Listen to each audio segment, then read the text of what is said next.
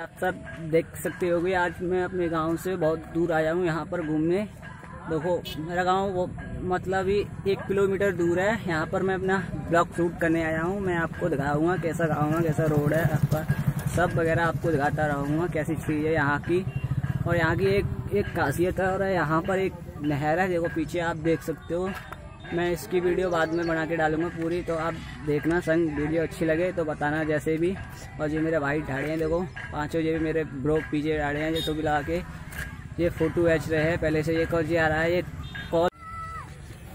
Hello भाई, जैसे कि मैं आप ब्लॉग शूट कर रहा था, जैसे ही मेरे 2 फ्रेंड आ जाते हैं पीछे से, तो वो 2 भाई आ चुके हैं, मैं पक्के मित्र हैं गाइस।